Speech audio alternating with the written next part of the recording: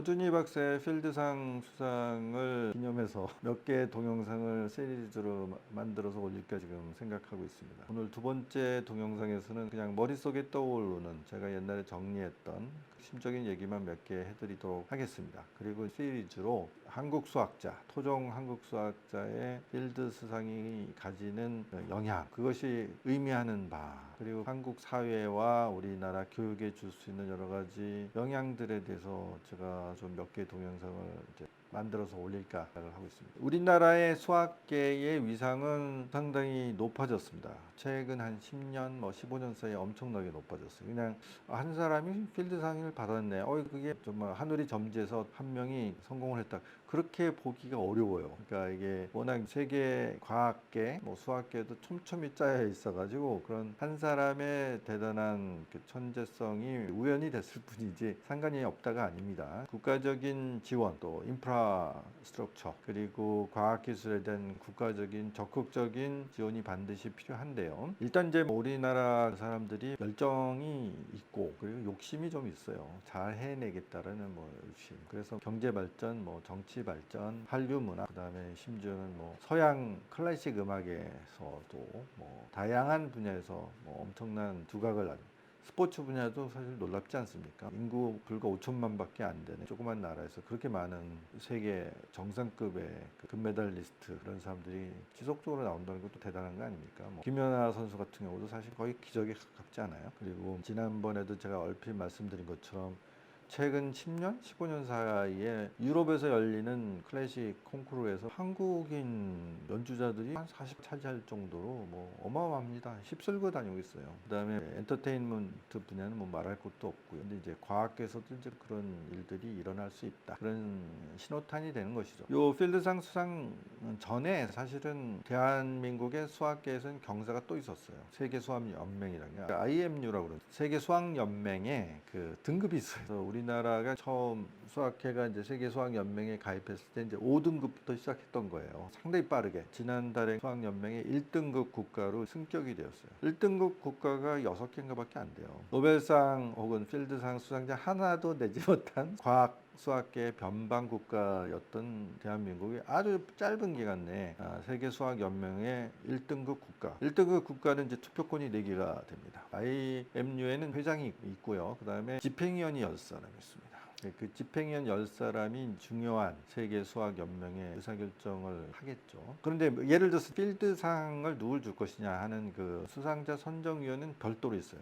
별도로 있기 때문에 거기에 집행위원 10사람에 한국 사람이 껴있다고 해가지고 사실은 수상자를 결정하는데 결정적으로 투표권 행사한다든가 그런 건 아닙니다. 하지만 선정위원회에 누가 들어갈 것인지는 그 집행위원이 결정하겠죠. 그러니까 상당히 영향이 큽니다. 근데 거기에 허준희 박사가 소속돼 있는 고등과학원장을 금종의 박사님이 집행위원으로 선정이 됐어요. 그러니까 겹경사죠. 등급 국가가 됐죠. 그 다음에 집행위원 10명 중에 한 사람의 한국 수학자가 들어갔죠. 그 다음에 필드상 수상을 했죠. 격경사입니다. 그리고 그게 그냥 되는 게 아니고요. 로비로 되는 것도 아니고요. 주요 권위 있는 학회지의 그 논문이 얼마나 등재가 되었느냐, 그리고 그 논문들이 실제로 많은 인용지수를 높여가지고 학문적인 평가를 받아야 되고요. 우리나라가 세계 수학자 대회를 2014년에 했습니다. 그리고 2018년에 브라질에 했습니다. 그리고 올해 2022년에 지금 러시아에서 하고 있어요. 소위 상트페테르스부르크.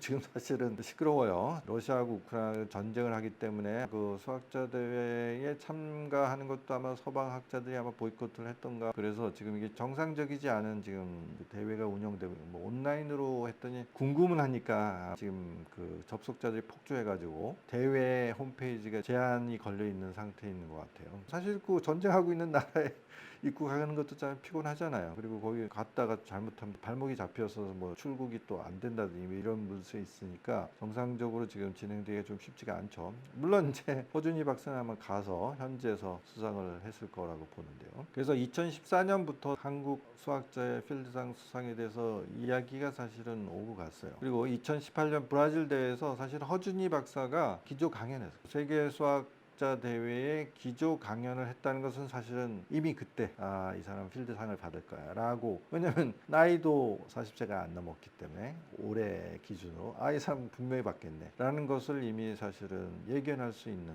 굉장히 중요한 이벤트였죠. 그리고 2014년에도 혹시 이런 기대를 하는 분들이 있었는데, 2014년 수학자 대회 운영위원장, 그 양반이 사실은 유치위원장이기도 했어요. 각국이 서로 유치하려고 경쟁을 하잖아요. 그래서 유치단을 이끌면서 우리나라가 2014년에 세계수학자 대회를 서울에서 열겠다는 것을 유치 활동을 해서 성공시킨 장본인이 이제 운영위원장도 했습니다. 그게 아주대 총장인 박형주 박사. 당연히 수학자죠. 근데 이 양반도 사실은 서울대에 다닐 적에 물리학을 했던 분이에요. 아마 미국의 버클리, 캘리포니아 주립대학 버클리 캠퍼스에서 이제 수학으로서 학위를 받고, 그리고 아주대 총장으로, 이게 그 양반이 운영위원장을 했고 대회를 아주 성공적으로 잘 진행을 했기 때문에 집행위원회에 들어갔어요. 그리고 나서 세계수학자 대회가 4년마다 진행이 되니까 4년 동안 집행위원으로 일을 하셨겠죠. 그 다음에 우리나라 집행위원회 한 사람 들어갔다가 없어진 거죠. 그 다음에 요번에 2020년에 금종의 박사가 집행위원이 됐으니까 다시 한국은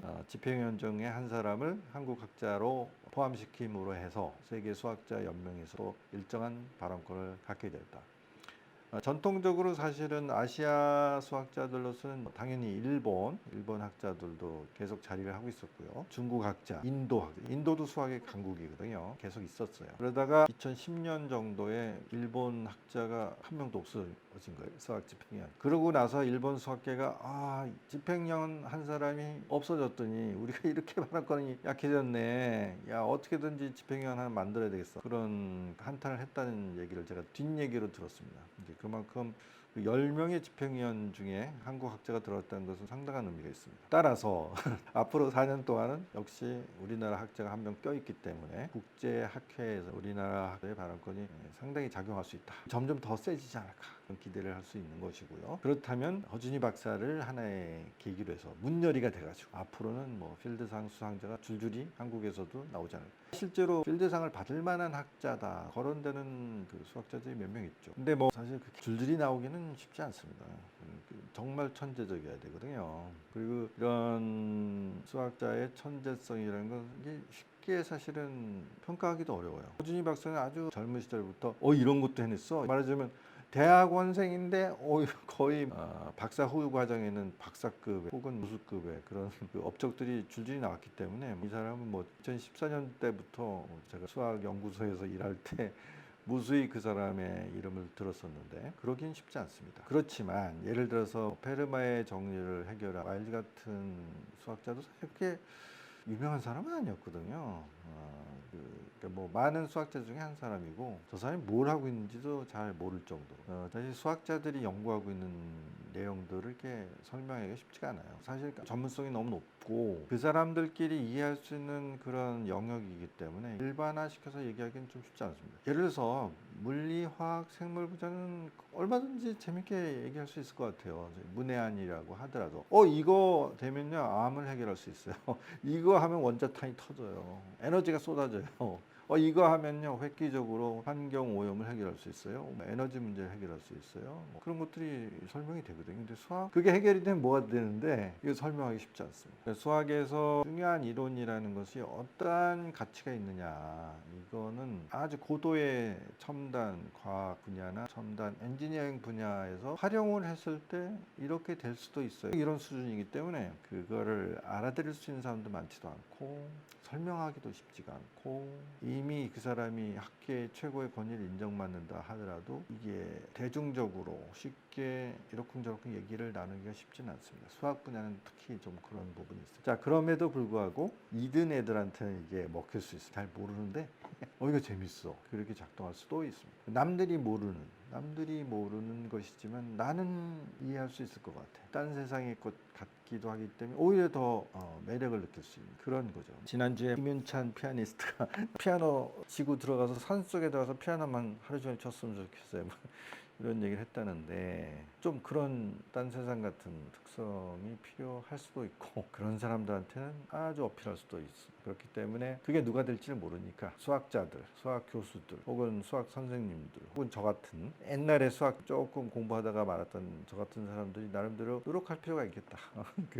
그게 도대체 무슨 얘기인지 일반 대중이나 문외한들이 들었을 때도 재밌게 얘기를 풀어가지고 그걸 우리가 과학 저널리즘 뭐 이렇게 표현하기도 합니다. 그런 노력이 좀 필요하겠다. 그러다 보면 누군가 그런 잠재력을 가지고 있는 이들이 그거 참 재밌네. 좀 더 자세히 알고 싶어요. 이렇게 해주면 과학의 새로운 흐름을 만들 수 있는 프론티어들을 우리가 탄생하도록 하는데 일정한 부분 기여할 수 있지 않을까 그런 생각을 해보면서 오늘 얘기는 여기까지 하겠습니다.